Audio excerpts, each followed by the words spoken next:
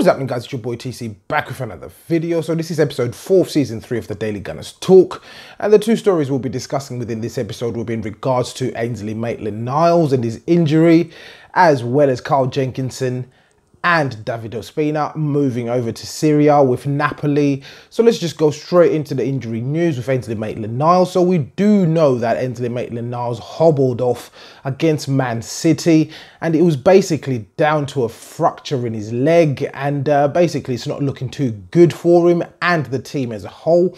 He's supposedly out for 6 to 8 weeks now, so it seems as if everyone who's going out is actually going to be injured for up to 6 to 8 weeks, and that's also including Kolasinac. And basically Ainsley Maitland-Niles was quite vital last season. He did play a huge part within the team, and I do believe he'll certainly be missed purely because of his versatility within the squad. He can play in numerous positions. So last season we saw him mainly being deployed as a left back, even though I'm personally not a big fan of that. We also saw him playing at right back, and we did also see him playing in the midfield area, which is supposedly his natural position, where he will certainly be thriving the most if he's played in that position on a consistent basis, in my own personal opinion.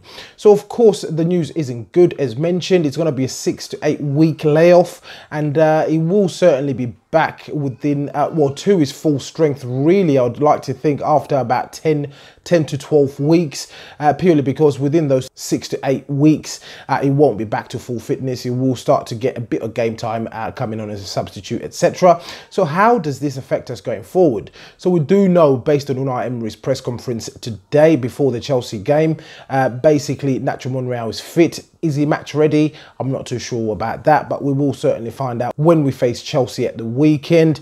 But most likely he will be the starting left back, or the manager may opt for back three. We never know, but he will still need some wing backs who are left-sided and respectively a right-sided wing back. But main concern really will be the left side of the actual team. We did see Lichtsteiner as well play as a left-sided player last week.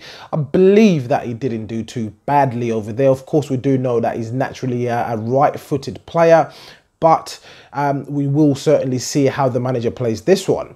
And as discussed at the start of the video, we will also be discussing Carl Jenkinson. And Carl Jenkinson is a man that a lot of fans pretty much dislike. He was handed a very long-term contract a while ago, which has 2 years to run, and he's earning an absolute fortune at the club at the moment.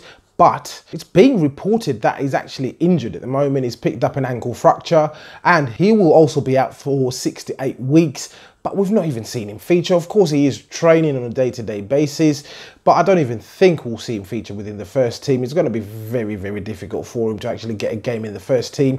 Of course, we've got Hector Bellerin, who cemented his place in the team in that position that Carl Jenkinson plays, as well as Lichtsteiner, who came in as a reinforcement. But I can't see him getting into the first team. It's going to be a tall order for him to actually be able to find himself back into the first team playing on a regular basis, or even appearing as a substitute. It's going to be extremely difficult for him. At the moment, I'm guessing the club are just sitting back, waiting for his contract to run down, pay him these astronomical wages, and hopefully someone will come in and try to take him off our books on loan.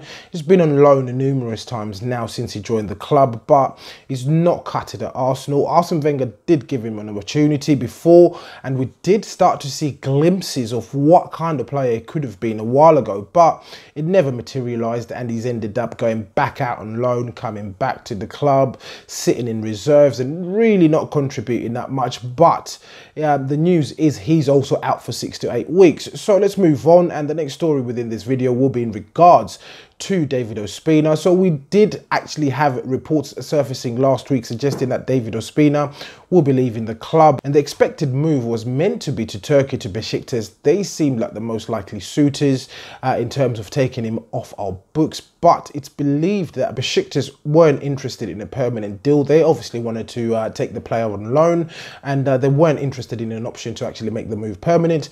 But Napoli obviously stepped in. We do know that the window in Europe is certainly still open. So Napoli stepped in, ended up signing the player on loan. Of course, David Ospina was our cup keeper last season. He did actually play all of the cup games last season, and at times he did perform absolutely well for us, but he did not cut it as a number one. Of course, we did have Petr Cech, and we still have Petr Cech as the club number one, but David Ospina has now joined Napoli on loan. Napoli do have an option to actually sign the player on a permanent move at the end of the season, so hopefully this will materialise and we can get him off the books. Of course, I did like him as a player, but he never really cut it for me, so we'll wish him all the best in Italy. And just a quick recap, in this video we spoke about Ainsley Maitland-Niles' injury. We also spoke about Carl Jenkinson, as well as the fact that David Ospina has now moved to Napoli on loan. So as usual guys, please do let me know what you think in the comments below. If you're watching this video and you're not subscribed to the channel, please do make sure that you do hit that subscribe button. So once again guys, it's your boy TC from I'm Gonna Talk TV, and I'm out.